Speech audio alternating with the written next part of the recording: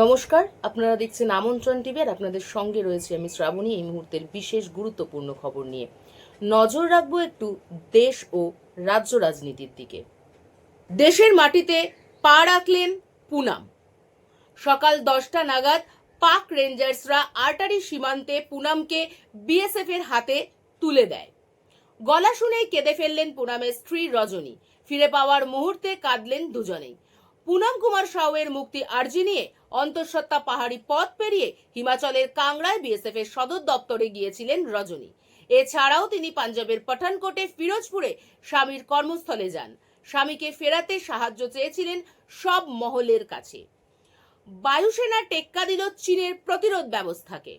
মাত্র 23 মিনিটে ভারতীয় বায়ুসেনা চীনের যোগানো আকাশে প্রতিরোধ ব্যবস্থা এড়িয়ে এবং তা নিষ্ক্রিয় করে অভিযান চালিয়েছিল পাকিস্তানের বিভিন্ন বায়ুসেনা ঘাঁটিতে। কারেগুট্টা পাহাড়ে অভিযান চালিয়ে মাওবাদীদের নিহত করেন ভারতীয় সেনা জওয়ানরা। পাকিস্তানের বিরুদ্ধে সিন্দুর অপারেশন চলাকালীন দেশের ভেতরে মাওবাদীদের বিরুদ্ধে অপারেশন সংকল্প চালালো আধা সেনা। ছত্তিশগড় ও তেলেঙ্গানা সীমানা এলাকায় পাহাড়ে অভিযান চালিয়ে 16 জন মহিলা সহ 31 জন মাওবাদীকে মারা গিয়েছে বলে জানিয়েছে সিআরপিএফ। স্থগিত ভর্তি প্রক্রিয়া, ওবিসি সংরক্ষণ জটিলতা। ওবিসি সংক্রান্ত সংরক্ষণের বিষয়টি আদালতের বিচারাধীন থাকায় সরকারি স্কুলগুলিতে নির্দেশ না আসা পর্যন্ত স্থগিত হয়ে গেল একাদশের ভর্তি প্রক্রিয়া। ইউনূসের মুখে ফের সাধবোধ। বাংলাদেশের অন্তর্বর্তী সরকার প্রধান উপদেষ্টা মোহাম্মদ ইউনূসের বক্তব্যে ফের উঠে এলো ভারতের উত্তর পূর্বের 7 রাজ্য তথা 7 সিস্টার্সের প্রসঙ্গ। সম্প্রতি নেপালের সঙ্গে ইউনূসের বৈঠকে 7 সিস্টার্স প্রসঙ্গ উঠেছে, যা নিয়ে চট্টগ্রামে ব্যাখ্যা দিয়েছেন মোহাম্মদ ইউনূস। বে লাইন শিয়ালদামুখী ট্রেন। বুধবার দমদম স্টেশনে লোকাল ট্রেন লাইনচ্যুত হওয়ার ঘটনা ঘটল।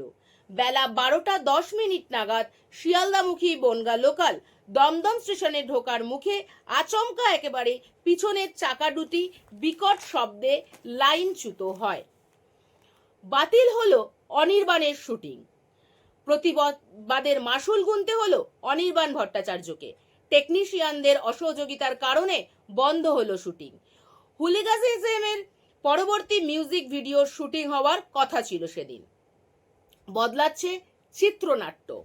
যশরাজ ফিল্মসের পাঠান 2 ও ওয়ার 2 এর চিত্রনাট্য হতে চলেছে বড়সড় পরিবর্তন। সাম্প্রতিক ভারত পাকিস্তান সম্পর্কের কথা মাথায় রেখে চিত্রনাট্যে বদল আনার কথা ভাবছেন আদিত্য চোপড়া। নতুন মিশনে টম ক্রুজ। কান চলচ্চিত্র উৎসবে প্রিমিয়ার হলো mission the impossible the final reckoning এর। তারই ফটোকলে উপস্থিত ছিলেন ছবির অভিনেতা টম ক্রুজ। এবার নজর রাখবো একটু খেলার দুনিয়ার নানান খবরের দিকে। বিরাটকে নিয়ে ফের আবেগঘন পোস্ট করলেন অনুষ্কা।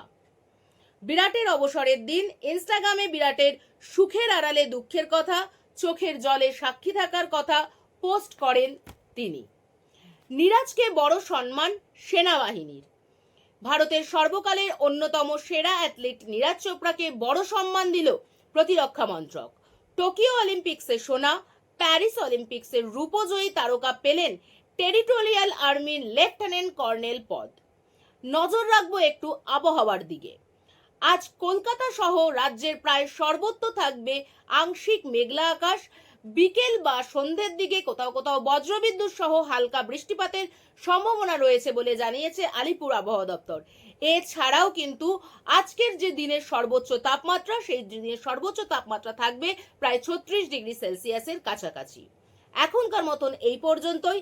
আরো খবর দেখতে হলে, আরো খবর জানতে হলে অবশ্যই আমাদের সাথে থাকুন, আমাদের পাশে থাকুন এবং আমাদের যে ইউটিউব চ্যানেলটি রয়েছে সেটি লাইক, শেয়ার এবং সাবস্ক্রাইব করুন। আপনারা দেখছেন আমন্ত্রণ টিভি।